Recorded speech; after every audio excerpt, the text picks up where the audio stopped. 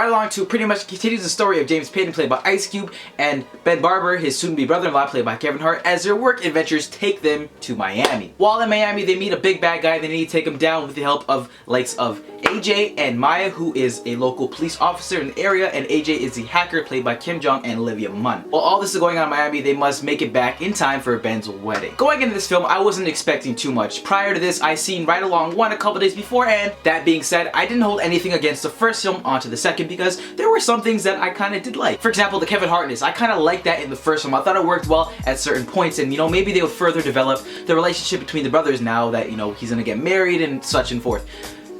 But that didn't happen. Maybe we'd see these two characters who didn't like each other in the first one better like each other in the second one, and maybe there'd be more serious tone moments and there'd be closer connections in the comical moments as well. Nope. This movie was just like a control, copy, and paste of the first original Ride Along. Literally. This film managed to make Miami feel boring. I almost feel like it took the bad from the first movie instead of the good and just let's just work with that. I'm gonna go out on a limb and say this, but Ride Along 2 might be the most generic of generic cop comedy sequels ever. Not even sequel, just in general to the genre. Oh, the story was basic, and quite frankly, I kind of dozed off at certain points in the film. It was just so bland and generic, and you'd think they'd work at making the story just a little bit more interesting. And of course, this movie had Kevin Hart. That's what draws a lot of people to these kinds of films. It's Kevin Hart just, being Kevin Hart. And oh boy, was he Kevin Hart. And disclaimer, if you like Kevin Hart in these kinds of films, then you're gonna freaking love this film, I guess. I don't even know, maybe. I like myself a good daily dose of Kevin Hart, but it was just too much. I felt like all those moments with him, they were just too much. He's just speaking a little bit too fast, and it just is getting a little, honestly, worn out. I didn't even laugh as much as I thought I would in a comedy, in a comedy cop movie. It's comedy, right? You would laugh, but I really didn't. I will say though, this film had one funny moment, an actual genuine laughing, I might tear up kind of laugh, and not just There was a scene in the middle of the film involving AJ Kim Jong's character.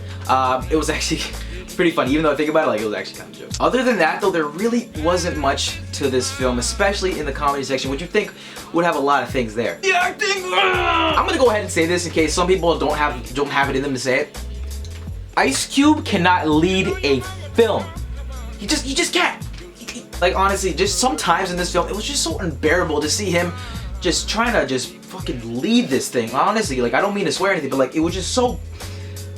And especially in the more serious toned parts in this film, when him and Ben are talking and Ben just lost a job or something, he just gets shot, and he just oh. The supporting cast isn't really all there, and even though Kim Jong is playing this AJ character, you really don't really care much for it, and I actually kind of liked the fact that it was kind of dialed down. It wasn't the main comedic moments, and he did have his parts, but they weren't that great, to be honest. I'll be the first person to say, Olivia Munn, you're a great person. I think you were a cool, beautiful human being.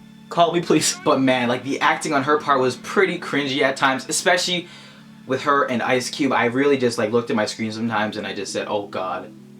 Multiple times. More or less when they were just trying to be cute together and have this kind of relationship kind of dynamic. Not really, but it was kind of alluded to, and it just, oh. The dialogue in this film was pretty shit tier. The dialogue in this film at points just made me just question things. It just made me question my existence. It really just made me question life. It really did. Who wrote this? If I had to say something good about this film, I would say that it's done. I'm happy I'm not there to watch it anymore. Okay, I'm just kidding. That's a little mean, but I would say maybe the directing. I think I liked it better than the first one. I thought the things that they did in it looked a little more visually appealing and worked better throughout the film. That's pretty much Ride Along, guys. That's it. I'm just happy that they're married now, because now we can finally get a film. Because God knows there's going to be a third one, because these things make a stupid amount of money. There's going to be one about post-marriage life. I'm going to go ahead and push Ride Along 3, The Divorce.